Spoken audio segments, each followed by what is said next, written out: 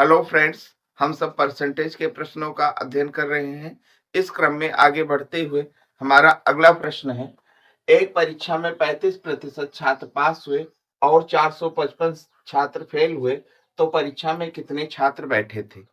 हम जानते हैं कि कोई भी प्रतिशत कितना होता है, 100% होता है।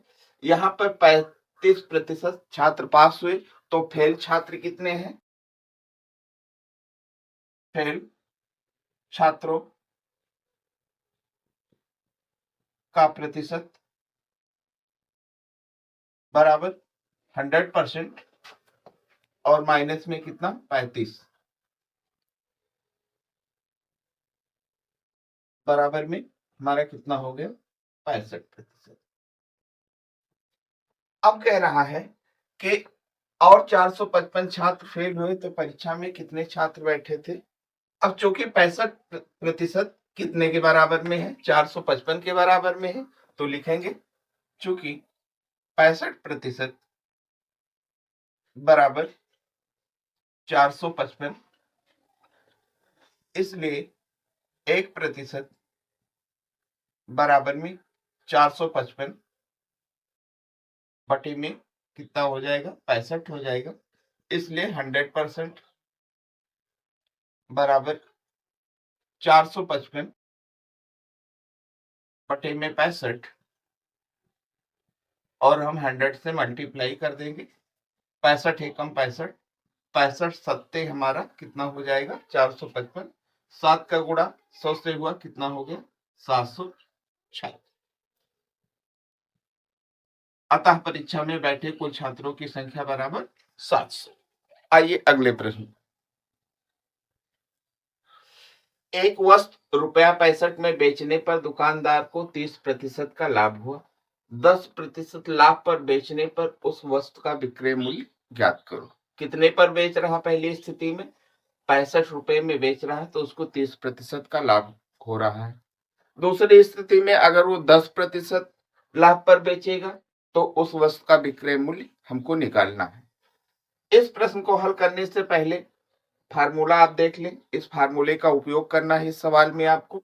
विक्रय मूल्य बराबर क्रय मूल्य और गुणे में 100 प्लस में लाभ प्रतिशत और बटे में 100, क्योंकि यहाँ पर हमारा लाभ प्रतिशत दिया हुआ है, इसलिए इस फार्मूले का प्रयोग करेंगे। सबसे पहले हमको निकालना क्या पड़ेगा? एक स्थिति में हमारा विक्रय मूल्य दिया हुआ है, तो हम पहली स्थिति में हम क्रय मूल्य को ज्ञात कर सकते हैं। आइए हम पहले क्रय मूल्य ज्ञात कर लेते हैं। पहली स्थिति में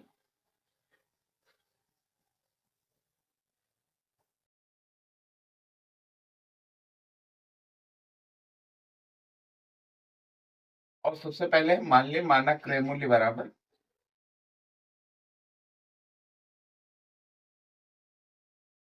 क्या है?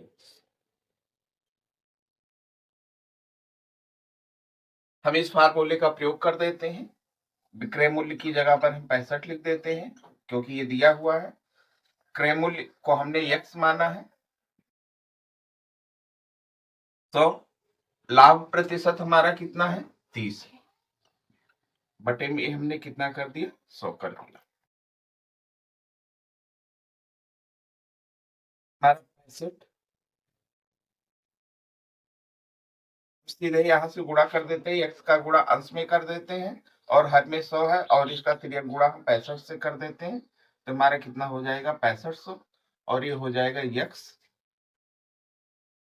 x का गुणा हमारा 100 से हुआ तो कितना हो गया 100x और प्लस का 30x 65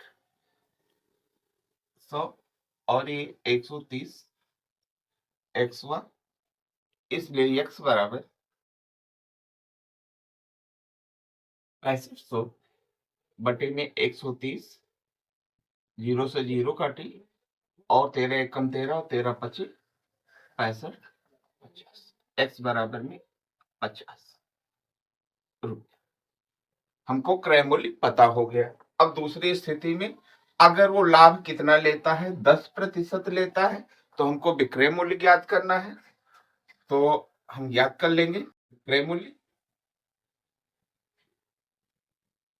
क्रय मूल्य कितना हो गया? क्रय मूल्य हमको पता है 50, तो लाभ कितना ले रहा है दूसरी स्थिति में? 10% ले रहा है, बटे का 100। 50 का गुणा 100 से हुआ 5000 हो गया, और प्लस में 50 का गुणा फिर 10 से हुआ 500 हो गया, और बटे का 100। दोनों को हमने जोड़ दिया, कितना हो गया? 5500 बटे का 100। हमने डिवाइड कर दिया, ₹55 आंसर। अगर वो 10% लाभ लेगा तो वस्तु का विक्रय मूल्य ₹55 होगा। आइए अगले प्रश्न। सोनू ने एक घड़ी अंकित मूल्य के 30% छूट पर खरीदी। उसने उसे अंकित मूल्य के 20% लाभ पर बेच दिया। मोटे तौर पर उसे खरीद के मूल्य पर कितने प्रतिशत लाभ हुआ? मोटे तौर का मतलब लगभग में हम कितना प्रतिशत, आंसर जो निकलेगा वो लगभग में आएगा। आइए इसको हम हल करते हैं। माना अंकित मूल्य बराबर ₹100, तब सबसे पहले हम क्या निकालेंगे? क्रय मूल्य। क्रय मूल्य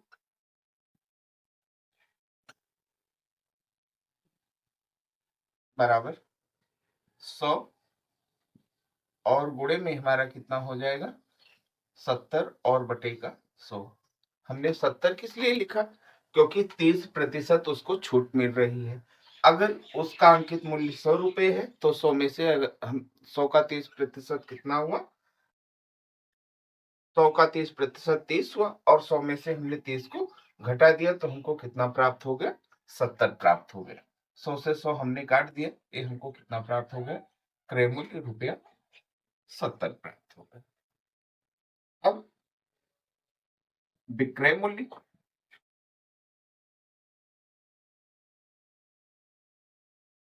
तो, और गुणे में क्या करता है वो? अंकित मूल्य पर 20% लाभ में बेच देता है। तो हमारा कितना हो जाएगा? ₹100 अंकित मूल्य है और 20% लाभ लेता है, तो 100 का 20% कितना होगा? 20 होगा। 100 में 20 जोड़ दो तो कितना हो जाएगा? 120, और बटे में 100। 100 से 100 कट गया, हमारा कितना हो गया?